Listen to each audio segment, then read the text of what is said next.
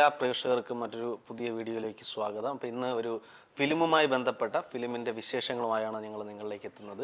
ഈ വരുന്ന ജൂലൈ 5-ാം തീയതി സസ്പെൻസ് ത്രില്ലർ നിറഞ്ഞ ഒരു സിനിമ റിലീസാവുകയാണ്. കുരുക്ക് എന്ന ചിത്രത്തിൻ്റെ വിശേഷങ്ങളുമായി കുരുക്കിലെ അണിയറ പ്രവർത്തകർ നമ്മളോടൊപ്പം ചേരുന്നു. ഇവർക്കൊരിക്കൽ കൂടി വീഡിയോയിലേക്ക് ഹൃദ്യമായ സ്വാഗതം. എല്ലാവർക്കും നമസ്കാരം. ആദ്യം എല്ലാവരും ഒന്ന് സെൽഫ് ഇൻട്രൊഡക്ഷൻ നടത്തിയാൽ ബാക്കി എൻ്റെ പണി കുറഞ്ഞു കിട്ടും. ഞാൻ അനിൽ ആൻഡോ, ഒരു അപ്കമിങ് ആക്ടറാണ്. കുരുക്കിലെ പ്രധാന കഥാപാത്രമായ CI സാജൻ ഫിലിപ്പിനെ അവതരിപ്പിച്ചിരിക്കുന്നു. ചാലക്കുടിയാണ് എൻ്റെ വീട്. സ്വദേശം. എൻ്റെ പേര് സന്ദീപ് എന്നാണ്. അപ്പോൾ ഇതിൽ ഒരു മിന്നി മാഞ്ഞു പോകുന്ന ഒരു റോൾ ചെയ്യുന്നുണ്ട്. സുബിൻ ഡാർസൻ വരാൻ പറ്റാത്തതുകൊണ്ട് കൗണ്ടർ അടിക്കാൻ വേണ്ടി ഇവിടെ കയറ്റിയിരുത്തിയിരിക്കുന്ന ഡയറക്ടർ. അതെ അതെ, ഒരു 3 സീനേ ഉള്ളൂ. പക്ഷേ ഇരിക്കുന്ന കണ്ടത്തൊന്നും ഉടനീളം ഉണ്ടെന്ന്, പക്ഷേ ഇല്ല. പക്ഷേ നമ്മളെ ഡയറക്ടർ എന്ന് പറഞ്ഞാൽ നമ്മളെ ചേട്ടനാണ്. അപ്പം അതുകൊണ്ട് നമ്മളിങ്ങനെ ഇരിക്കുന്നു. അടുത്ത എൻ്റെ പേര് മീര നായർ. ഞാനിതിൽ അഞ്ജലി എന്ന് പറയുന്ന ഒരു ക്യാരക്ടർ ചെയ്യുന്നു. വീട് ട്രിവാൻഡ്രത്താണ്. എൻ്റെ പേര് ശ്രീജിത്ത് ശ്രീകണ്ഠൻ. ഇതിലെ അനിൽ അനിരുദ്ധ് എന്ന് പറയുന്ന SI ക്യാരക്ടറാണ് ചെയ്യുന്നത്. സ്വന്തം നാട് ആലുവയാണ്, എറണാകുളം. താമസം ഇവിടെ അല്ല, താമസം ബാംഗ്ലൂരാണ്. അപ്പോൾ ഇതാണ് നമ്മുടെ മെയിൻ സ്ട്രീം അല്ലെങ്കിൽ മെയിനായിട്ടുള്ള അതിലെ കഥാപാത്രങ്ങൾ അവതരിപ്പിച്ച ആളുകൾ. അപ്പോൾ ഓരോരുത്തരോട് നമുക്ക് ഡീറ്റെയിൽ ആയിട്ട് വിശേഷങ്ങൾ തിരക്കേണ്ടതുണ്ട്.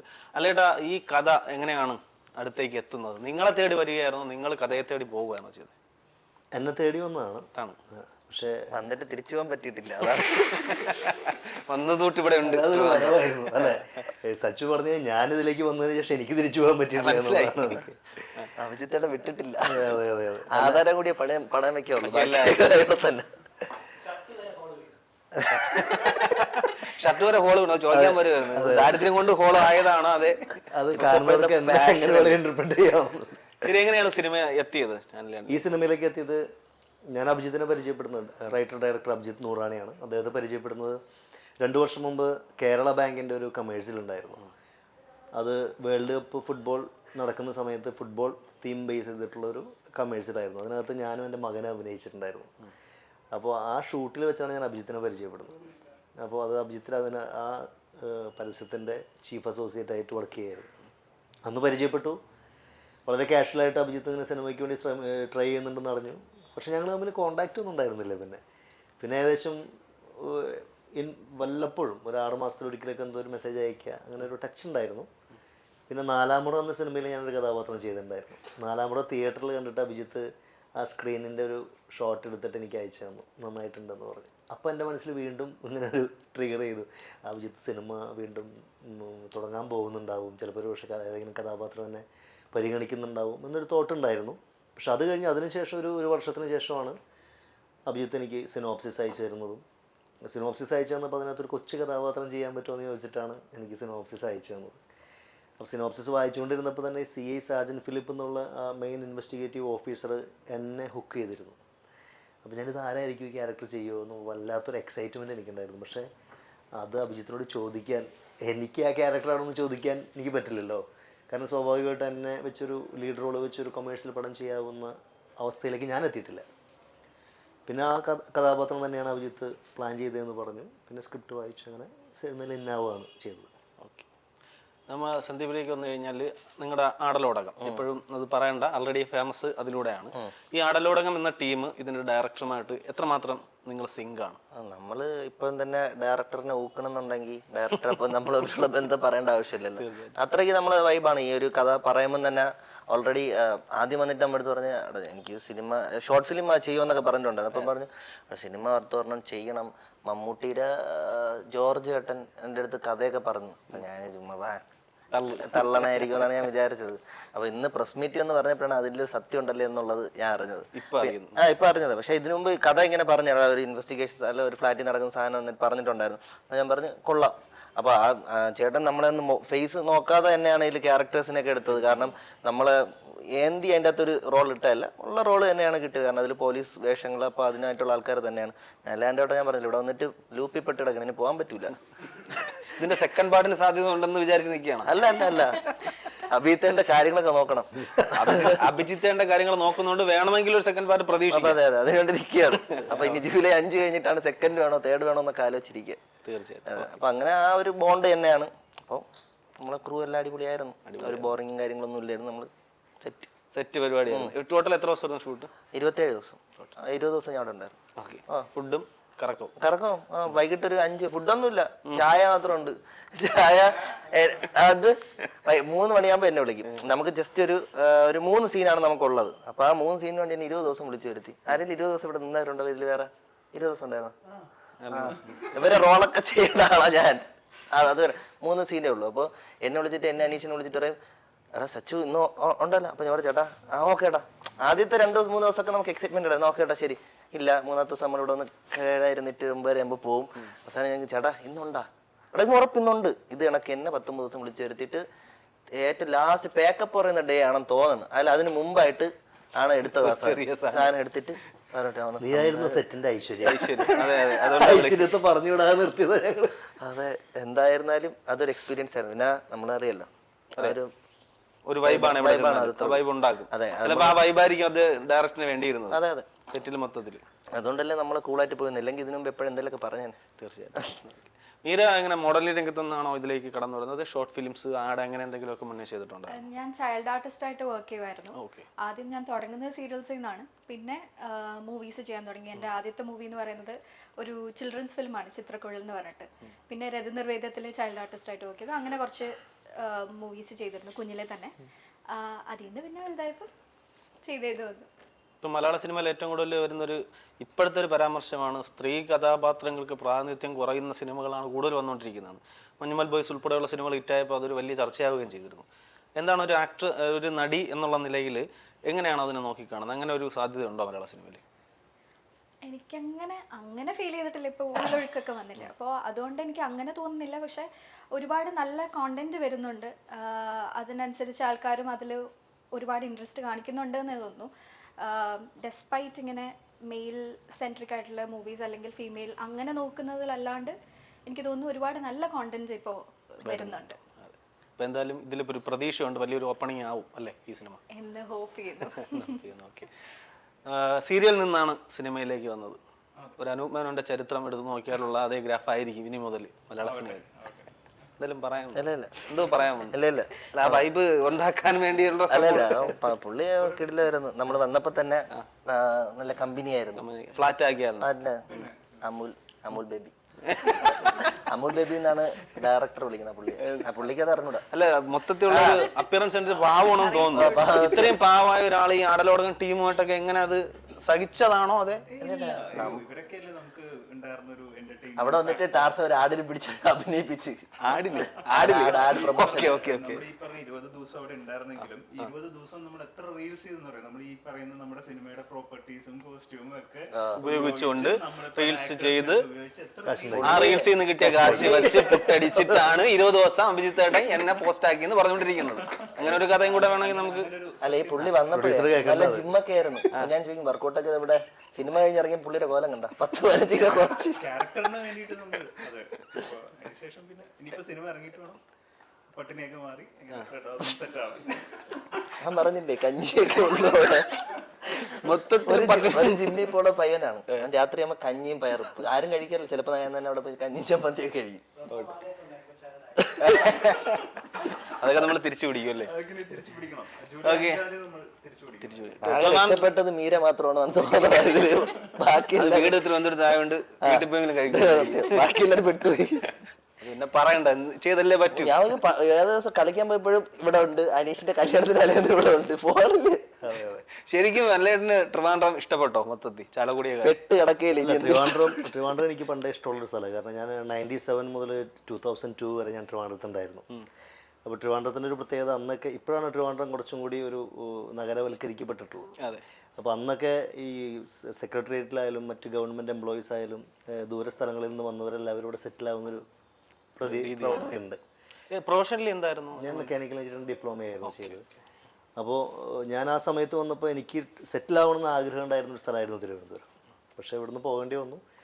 ഇനിയിപ്പോൾ ഞാൻ എൻ്റെ കരിയറിലെ ഏറ്റവും വലിയൊരു ടേണിംഗ് പോയിന്റ് ആവുന്നൊരു സിനിമയുടെ ഭാഗമാവുന്നതും തിരുവനന്തപുരത്ത് തന്നെയാണ്. അതൊരു സന്തോഷമുള്ള കാര്യമാണ്. നമുക്ക് ഇതിലേക്ക് വന്നു കഴിഞ്ഞാൽ റോള് എന്താണ്? അദ്ദേഹത്തിൻ്റെ സഹായിയായിട്ട് ത്രൂ ഔട്ടുള്ള ഒരു റോളായിരിക്കും. അതെ, ഇതൊരു ഇൻവെസ്റ്റിഗേറ്റീവ് ത്രില്ലറാണ്.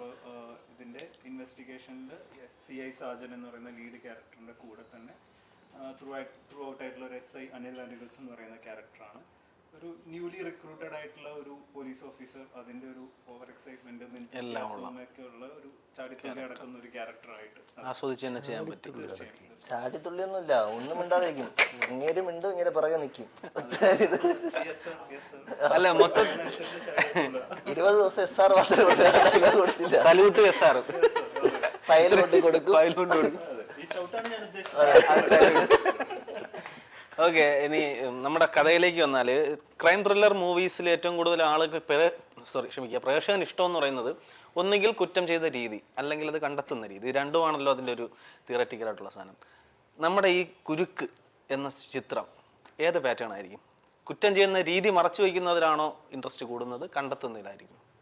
കണ്ടെത്തുന്നതിലായിരിക്കും എന്ന് ഞാൻ വിശ്വസിക്കുന്നു. കാരണം സ്റ്റോറി പോകുന്നത് അനിലേട്ടൻ്റെ ആ ഒരു രീതിക്കാണ്. അപ്പോൾ അനിലേട്ടൻ്റെ തോന്നിവാസത്തിനാണെന്നാണോ? അതെ, അല്ല, ആ ഒരു പോയിന്റ് പിടിച്ച് പോകുമ്പോൾ അനിലേട്ടൻ ഇൻവെസ്റ്റിഗേറ്റ് ചെയ്യുന്നതാണല്ലോ. അപ്പൊ എനിക്ക് തോന്നുന്നു അതിൽ ഒരുപാട് ആൾക്കാർക്ക് ഇൻട്രസ്റ്റ് തോന്നാൻ സാധ്യതയുണ്ട് എന്ന് ഞാൻ അന്വേഷണ രീതിയിൽ. ഏതെങ്കിലും ക്യാരക്ടേഴ്സ് മുന്നേ ചെയ്ത, അനിലേട്ടൻ ചെയ്തതല്ല, സുരേഷ് ഗോപി ആവട്ടെ, അങ്ങനെയുള്ള പോലീസ് കഥാപാത്രങ്ങൾ ചെയ്യുന്ന ആളുകൾ മലയാളത്തിൽ ഒരുപാട് ഇൻസ്പയർ ചെയ്ത് അല്ലെങ്കിൽ പകർന്നാടിയ ഏതെങ്കിലും ഒരു ആർട്ടിസ്റ്റോ കഥാപാത്രമോ ഉണ്ടോ ഈ വേഷം ചെയ്യാനായിട്ട്? തീർച്ചയായിട്ടും ഇല്ലെന്ന് പറയാം. കാരണം നമ്മൾ ഇൻസ്പയർ ചെയ്തിട്ടുള്ള ഒത്തിരി സിനിമകൾ ഉണ്ടാവാം, ഇൻസ്പയർ ചെയ്തിട്ടുള്ള ആക്ടേഴ്സ് ഉണ്ടാവാം. ഞാൻ പേഴ്സണലി, ഞാനിപ്പോൾ പറയുന്നത് അധികപ്പറ്റാണോ എന്ന് എനിക്കറിയില്ല, പക്ഷെ എൻ്റെ ഒരു മനസ്സിലാക്കലും ഞാൻ ഫോളോ ചെയ്യാൻ ആഗ്രഹിക്കുന്നൊരു രീതിയും, ഒരു കഥയും കഥാപാത്രം കിട്ടുമ്പോൾ അതിനെ ഞാൻ എൻ്റേതായ രീതിയിൽ മനസ്സിലാക്കിയിട്ട്, ചിലപ്പോൾ ഒരുപക്ഷെ എൻ്റെ ലൈഫിൽ ഞാൻ കണ്ടിട്ടുള്ള, എൻ്റെ ചുറ്റുപാടുകളിൽ നിന്ന് കണ്ടിട്ടുള്ള ചില റിയൽ ലൈഫ് ക്യാരക്ടേഴ്സ് അതിനെ ഇൻഫ്ലുവൻസ് ചെയ്തിരിക്കാം. പക്ഷെ മാക്സിമം ഞാൻ ഒരു സിനിമയിൽ ഏതെങ്കിലും സക്സസ്ഫുള്ളായിട്ടുള്ള അല്ലെങ്കിൽ ഹിറ്റായിട്ടുള്ള ഒരു ക്യാരക്ടറോ ആ ക്യാരക്ടറിൻ്റെ ഒരു ആക്ടർ ഫോളോ ചെയ്ത് പ്രസൻറ്റ് ചെയ്തൊരു സ്റ്റൈലോ ഒരു രീതിയിലും ഞാൻ എന്നെ ഇൻഫ്ലുവൻസ് ചെയ്യാതിരിക്കാൻ ശ്രമിച്ചിട്ടുണ്ട്. കാരണം എനിക്ക് വേണ്ടത്, ഇപ്പം നമുക്ക് മുമ്പേ ഉള്ള എസ്റ്റാബ്ലിഷ്ഡ് ആയിട്ടുള്ള നമ്മൾ ആരാധിക്കുന്ന നടന്മാരുടെ ശൈലികളുണ്ടാവും. അപ്പോൾ അതുപോലെ നമുക്ക് നമ്മുടേതായ ഒരു ശൈലി കൊണ്ടുവരണമെന്ന് ആഗ്രഹമുണ്ട്. തീർച്ചയായിട്ടും ആ കഥാപാത്രം മനസ്സിലാക്കുക, ആ സ്ക്രിപ്റ്റ് മനസ്സിലാക്കുക എന്നുള്ളതാണ് നമ്മുടെ ഒരു ചലഞ്ച്. പിന്നെ ബ്രോ പറഞ്ഞതുപോലെ തന്നെ ചിലപ്പോൾ നമ്മുടെ മനസ്സിൽ ഒരു ഭരത്ചന്ദ്രൻ IPS അല്ലെങ്കിൽ മമ്മൂക്കയുടെ കഥാപാത്രങ്ങളോ പൃഥ്വിരാജിൻ്റെ കഥാപാത്രങ്ങളോ ഒക്കെ തീർച്ചയായിട്ടും നമ്മുടെ സബ് കോൺഷ്യസിൽ ഉണ്ടാകാം. അതിനെ കോൺഷ്യസ്ലി നമ്മൾ മറികടക്കുക എന്നുള്ളതാണ് ഒരു ആക്ടർ ചെയ്യേണ്ടതെന്ന് ഞാൻ വിശ്വസിക്കുന്നു. സീരിയലിൽ നിന്ന് സിനിമയിലേക്ക് വന്നപ്പോൾ സീരിയലിൻ്റെ ടോട്ടലി ഡിഫറൻ്റ് ആയിട്ടുള്ള പ്രൊസീജിയറാണ്. അല്ല, ക്യാമറ സെറ്റ് ഒക്കെ അങ്ങനെയാണെങ്കിൽ പോലും സിനിമയുടെ ഷൂട്ടിംഗ് എന്ന് പറയുന്നത് ടോട്ടലി ഡിഫറൻ്റ് ആണ്. ഒരു നവാഗതനായ ഒരു സംവിധായകൻ സീരിയലിൽ നിന്നും സിനിമയിലേക്ക് വരുന്നു. എങ്ങനെയായിരുന്നു അവരുടെ എക്സ്പീരിയൻസ്, സീരിയൽ കമ്പയർ വിത്ത് സിനിമ? അതെ, ഇപ്പോൾ താങ്കൾ പറഞ്ഞ പോലെ ഒരു മേക്കിങ്ങിൽ ഒരു ടോട്ടൽ ഡിഫറൻസ് ഉണ്ട്. അപ്പോൾ ഞാൻ എൻ്റെ സീരിയൽ ഫൈനൽ സ്കെഡ്യൂൾ വന്നിട്ട് നമ്മുടെ സിനിമ തുടങ്ങുന്നതിന് ഒരു മാസം മുന്നേ വരെ സീരിയലിലെ ക്യാരക്ടർ ചെയ്തിട്ടാണ് നെക്സ്റ്റ് മന്താണ് നമ്മളിവിടെ ജോയിൻ ചെയ്യുന്നത്. അപ്പോൾ എൻ്റെ സീരിയലിലെ ക്യാരക്ടർ ആണെങ്കിൽ അതിലൊരു വൈദ്യൻ്റെ മകനായി വന്ന് പിന്നീട് ഒരു പോലീസ് ഓഫീസർ ആവുന്ന ഒരു ക്യാരക്ടറായിരുന്നു. അപ്പോൾ അതിലും ഒരു പോലീസ് SI ക്യാരക്ടർ, അപ്പോൾ ഇവിടെ വന്നപ്പോഴൊരു SI ക്യാരക്ടർ, അപ്പോൾ തികച്ചും അതൊരു ഡിഫറെൻ്റ് ആയിട്ട് തന്നെ അവതരിപ്പിക്കണം എന്നുള്ളതൊരു തോട്ട് ഉണ്ടായിരുന്നു. പക്ഷേ അപ്പോൾ ഈ പറഞ്ഞ പോലെ മെത്തേഡ് ഓഫ് ഷൂട്ടും ആക്ടിങ്ങും എല്ലാം ഡിഫറെൻ്റ് ആയതുകൊണ്ടും അത് ശ്രമിച്ചിട്ടുണ്ട്. പിന്നെ അത് കൂടാതെ നമ്മുടെ ഡയറക്ടർ അഭിജിത്ത് ബ്രോ ആണെങ്കിലും അനിലേട്ടനാണെങ്കിലും ഒക്കെ ഞാൻ ത്രൂ ഔട്ട് അനിലേട്ടൻ്റെ കൂടെയാണ് മിക്ക കൂടുതൽ സീൻസും ഒക്കെ ചെയ്തിട്ടുള്ളത്. അപ്പോൾ അനിലേട്ടൻ എന്നൊക്കെ പറഞ്ഞ് ഒരുപാട് എക്സ്പീരിയൻസ് ആയിട്ടുള്ള ഒരു വ്യക്തിയാണ് അഭിനയത്തിൻ്റെ രംഗത്താണെങ്കിലും. അപ്പോൾ ഒരുപാട് ഹെൽപ്പ് ചെയ്തിട്ടുണ്ട്. നമ്മുടെ ഓരോ സ്ഥലത്തും നമുക്ക് കൊടുക്കേണ്ട എക്സ്പ്രഷൻസ് ആണെങ്കിലും അതൊരു ഡിഫറെൻറ്റ് മെത്തേഡ് ഓഫ് ഷൂട്ടും കാര്യങ്ങളൊക്കെ ആയതുകൊണ്ടും അപ്പോൾ അതിലേക്ക് കടക്കാൻ ഇവരൊക്കെ ഒരുപാട് ഹെൽപ്പ് ചെയ്തിട്ടുണ്ട്, സപ്പോർട്ട് ചെയ്തിട്ടുണ്ട്. അപ്പോൾ ആ ഒരു ഡിഫറൻസ് വരുത്താൻ ശ്രമിച്ചിട്ടുണ്ട്. മാക്സിമം ചെയ്യാൻ ശ്രമിച്ചിട്ടുണ്ട്. അങ്ങനെ വന്നിട്ടുണ്ടെന്നാണ് വിശ്വസിക്കുന്നത്. സന്ദീപ്, നമ്മുടെ അഭിജിത്ത് അടുത്ത സുഹൃത്താണ് ഡയറക്ടർ എന്നുള്ള നിലയിൽ. അപ്പോൾ കുരുക്കെന്ന ചിത്രത്തിലേക്ക് വരുമ്പോൾ ഇപ്പോൾ സിനിമകൾ ഇറങ്ങുന്ന സമയത്ത് ആക്ടേഴ്സ് ആവട്ടെ അല്ലെങ്കിൽ അതിൻ്റെ കൂടെ പ്രവർത്തിച്ച വർക്ക് ചെയ്തവരാവട്ടെ അവരൊക്കെയും പലവിധ അവകാശവാദങ്ങൾ ഉന്നയിക്കാറുണ്ട്. പടം ഇങ്ങനെയാണ്, പടം അങ്ങനെയാണ്. ഒരു സുഹൃത്തായ ഡയറക്ടർ സ്ക്രിപ്റ്റ് എഴുതി ഡയറക്റ്റ് ചെയ്ത സിനിമ, വർഷങ്ങൾ കൊണ്ട് അയാളുടെ പല ടാലൻറ്റും അറിയാമെന്നുള്ളൊരു സുഹൃത്തു കൂടിയാണ് നിങ്ങൾ. അപ്പോൾ കുരുക്കിന് നിങ്ങൾ കൊടുക്കുന്ന അവകാശവാദം എന്തായിരിക്കും? അടിപൊളിയാണ് ആ സാധനം വരുമ്പം. കാരണം ഇപ്പോൾ പറഞ്ഞില്ലേ, ഇപ്പോൾ മമ്മൂട്ടിയുടെ ജോർജ് ചേട്ടന് ആ പടം ഇഷ്ടപ്പെട്ടു. പക്ഷേ ആ പുള്ളിക്ക് 4-5 വർഷം വേണം എന്ന് പറഞ്ഞിട്ടുണ്ടെന്നുണ്ടെങ്കിൽ ആ പടം അത്രയ്ക്ക് അടിപൊളിയായിരിക്കും. കാരണം അഭിനയനുള്ള കാലിബർ ഉണ്ട്. പിന്നെ പുള്ളി പറഞ്ഞ കണക്ക് പുള്ളിക്ക് ഇപ്പം ഈ വീട്ടുകാർ ഇത്ര സമയം കൊടുത്തിട്ടുണ്ട്. ഇതൊക്കെ തന്നെയാണ് എല്ലാവരുടെയും പ്രശ്നം, ഫാമിലി ഇത്. അപ്പോൾ ആ ഒരു ഇത് വെച്ചിട്ട് പുള്ളി ഇപ്പം കഥയാണ് ഇപ്പോൾ എല്ലാവരും നോക്കുന്നത്. പുതിയ മറ്റേ വലിയ നടന്മാർ വേണമെന്നൊന്നുമില്ല. ഇപ്പം നല്ലൊരു പടം, ഇപ്പം അതിനൊരു ഉദാഹരണമാണ് ഗോളം. അപ്പം വലിയ ആർട്ടിസ്റ്റ്, പക്ഷേ ആദ്യം ഒന്നും പബ്ലിസിറ്റി ഇല്ലായിരുന്നു. പക്ഷെ പിന്നെ അതിന് കയറി വന്നു. പല സാധനങ്ങളും അങ്ങനെയാണ്. അപ്പം അതുപോലെ കണ്ടന്റ് ഉണ്ടെന്നുണ്ടെങ്കിൽ ഒരാൾക്ക് അത് ഇഷ്ടപ്പെട്ട അത് ഉറപ്പായിട്ടും വർക്കാവും എന്നുള്ളതാണ്. അതിലും വിശ്വസിക്കുന്നു. മീര ആട്ടം ആ സിനിമയൊക്കെ കണ്ടായിരുന്നു, പുതിയ ഇറങ്ങിയ ഗോളം, അങ്ങനെയൊക്കെ കുറച്ച് പടങ്ങൾ ഇറങ്ങിയിട്ടുണ്ടായിരുന്നു. മെയിൻ സ്ട്രീം നായകന്മാരോ കഥാപാത്രങ്ങളോ ഒന്നും ഉള്ള സിനിമകളല്ല, പക്ഷേ കഥ കൊണ്ടും തിരക്കഥ കൊണ്ടും അതിൻ്റെ മേക്കിംഗ് കൊണ്ടും ഭയങ്കരമായിട്ട് ശ്രദ്ധിക്കപ്പെടുന്ന സിനിമകളായിട്ട് ഇപ്പോഴും ഓടിക്കൊണ്ടിരിക്കുകയാണ്. ആ രീതിയിലേക്ക് നോക്കിക്കഴിഞ്ഞാൽ പുതുമുഖങ്ങളെ വച്ച് പുതുമുഖമായൊരു ഡയറക്റ്റ് ചെയ്യുന്ന പടം എത്രത്തോളം മീരയ്ക്ക് കോൺഫിഡൻ്റ് ആണ്? ഗോളവും ആട്ടവും ഒക്കെ വെച്ച് കമ്പയർ ചെയ്യുമ്പോൾ ഒരു കമ്പാരിസൺ നടത്താൻ ഇപ്പോൾ ഞാൻ ഇത് ചെയ്യുന്നില്ല. പക്ഷേ പറഞ്ഞ പോലെ ഡയറക്ടർ ഒരുപാട് വട്ടം പറഞ്ഞിരുന്നു, ഇതിൻ്റെ സ്റ്റാർ എന്ന് പറയുന്നത് അല്ലെങ്കിൽ ഇതിൻ്റെ ഹീറോ എന്ന് പറയുന്നത് ഞങ്ങളുടെ സ്ക്രിപ്റ്റാണ്. അപ്പോൾ ആ സ്ക്രിപ്റ്റ് എത്രത്തോളം കൺവിൻസിങ് ആയിട്ട് നമ്മൾ അതിനെ പ്രാക്ടിക്കലി നമ്മൾ ഷൂട്ട് ചെയ്തിട്ടുണ്ടോ, ഇതൊക്കെയാണ് ഞങ്ങളുടെ മൂവിയിൽ ഹൈലൈറ്റ് എന്ന് പറയുന്നത്. പിന്നെ നേരത്തെ പറഞ്ഞിരുന്നു, ഒരിക്കലും ഒരു ക്ലെയിമിംഗ് ഇല്ല, പക്ഷേ ഡിസപ്പോയിൻമെൻറ്റ് വരില്ല എന്ന് പ്രതീക്ഷിക്കുന്നു. ഇതിൽ പെർഫോമൻസ് വൈസ് ആണെങ്കിലും അനിലേട്ടൻ്റെ ഒക്കെ പെർഫോമൻസ് വളരെ നന്നായിട്ടുള്ള പോലീസിനൊരു കയറ്റമില്ല പുള്ളിക്ക്. അല്ല, CA മുകളിലോട്ട് അങ്ങനെയൊക്കെ ഒരു പോക്ക് പോകാൻ സാധ്യതയുണ്ട്. അതുമല്ല, ഞാൻ വന്ന നേരം നമ്മുടെ ശ്രദ്ധിക്കുകയാണ്, നമ്മുടെ ഇപ്പം അനിൽ നെടുമങ്ങാട് നമ്മുടെ അയൽവാസി കൂടിയായിരുന്നു അദ്ദേഹമൊക്കെ ഉണ്ടാക്കി വെച്ചൊരു പൊസിഷനുണ്ട് മലയാള സിനിമയിൽ. കുറച്ച് സിനിമകളാണെങ്കിൽ പോലും അത്തരം റോളുകൾ ചെയ്യാൻ പണ്ട് സായികുമാർ ഏട്ടനൊക്കെ ചെയ്തുകൊണ്ടിരുന്ന പോലത്തെ സാധനങ്ങൾ ചെയ്യാൻ ഇപ്പം ആളില്ലാത്തൊരവസ്ഥയാണ് മലയാള സിനിമയിൽ മൊത്തത്തിൽ അങ്ങനെ ബാധിക്കുന്നുണ്ട്. അതിനൊക്കെ റീപ്ലേസ് ചെയ്യാൻ പറ്റുന്ന ഒരു ഫിഗറും ഒരു സ്ട്രക്ചറോളം ഞാൻ ചോദിക്കാൻ വേണ്ടിയിരിക്കുകയാണ്. കാരണം ഞാൻ ഒരു കുറെ നാളുകൊണ്ട് ഈ ഒരു ലുക്കിൽ നിൽക്കുകയാണ്. ഏതെങ്കിലും പടത്തിൽ അടുത്ത പോലീസാണ്, അതെ ഒരു ഗൾഫ് പണക്കാരൻ, അങ്ങനത്തെ ബിസിനസ്മാൻ അല്ല. നമ്മൾ ഈ സിനിമ കഴിഞ്ഞതിന് ശേഷം ഞാനൊരു 4 മാസം താടി വളർത്തിയിട്ട് വേറൊരു ക്യാരക്ടറിന് വേണ്ടി ഒരു ലുക്ക് ടെസ്റ്റ് ഉണ്ടായിരുന്നു. അത് ശരിക്കും പറഞ്ഞ ഒരു വൈൽഡ് ഹണ്ടർ ആണ്. കാട്ടിനകത്ത് താമസിച്ച് ഹണ്ട് ചെയ്യുന്ന ഒരു ക്യാരക്ടർ. അത് പൂർണ്ണമായിട്ട് ന്യൂസിലാൻഡിൽ ഷൂട്ട് ചെയ്യേണ്ട ഒരു സിനിമയാണ്. കാരണം അവിടെ ഹണ്ടിങ് പെർമിറ്റഡ് ആണ്. അപ്പോൾ നമുക്ക് റിയൽ ഹണ്ടും പരിപാടികളൊക്കെ ഉണ്ട്. അതിൻ്റെ ഒരു ലുക്ക് ടെസ്റ്റിന് വേണ്ടി ഞാനൊരു താടിയൊക്കെ വളർത്തിയിരുന്നു. അതായിരിക്കും മിക്കവാറും ഇനി വരുന്നൊരു വലിയ പ്രൊജക്റ്റ്. പക്ഷെ അതിന് മുൻപ് ഇപ്പോൾ നേരത്തെ അദ്ദേഹം പറഞ്ഞ പോലെ തന്നെ ഞാൻ പ്രൊമോഷനല്ല, താഴോട്ടാണ്. ഒരു സാധാ പോലീസുകാരനായിട്ടൊരു സബ്ജക്റ്റ് കേട്ട് നിൽക്കുന്നുണ്ട്. വളരെ ഇൻട്രസ്റ്റിംഗ് ആയിട്ടുള്ളൊരു ഡ്രാമയാണ്. വളരെ പ്രതീക്ഷയുള്ള, വളരെ ചാലഞ്ചിങ് ആയിട്ടുള്ളൊരു ക്യാരക്ടർ. ഞാൻ കണ്ടൻറ്റ് ആണ് ഞാൻ കൂടുതൽ നോക്കുന്നത്. പക്ഷെ അത് വരണം കേട്ടോ. കാരണം എൻ്റെ അടുത്തേക്ക് കണ്ടന്റുകൾ വരണം നിർബന്ധമില്ല. പക്ഷേ എന്തോ ഭാഗ്യം കൊണ്ട് എനിക്ക് വന്ന് ഇപ്പോൾ നിൽക്കുന്നത് തന്നെ ഏകദേശം 4-5 സ്ക്രിപ്റ്റുകൾ വന്ന് നിൽക്കുന്നത് തന്നെ വളരെ നല്ല സ്ട്രോങ് കണ്ടന്റാണ്, ഡിഫറെൻറ്റ് കണ്ടന്റ്സ്. അപ്പോൾ നമുക്ക് ജൂലൈ 5-ാം തീയതി ഫസ്റ്റ് ഷോ കഴിയുമ്പോൾ തന്നെ നിങ്ങൾ എടുത്ത എഫേർട്ടിനുള്ള റിസൾട്ട് കിട്ടട്ടെ എന്ന് ആത്മാർത്ഥമായിട്ട് ആഗ്രഹിക്കുന്നു. കുറേ പുതുമുഖങ്ങൾക്ക് ഒരു അവസരം ഇനിയും കിട്ടാൻ വേണ്ടിയിട്ടുള്ള ഒരു എക്സ്പെരിമെൻ്റ് കൂടിയായിരിക്കും ഈ സിനിമയുടെ വിജയം. അപ്പോൾ അത് അങ്ങനെ തന്നെ ആവട്ടെ.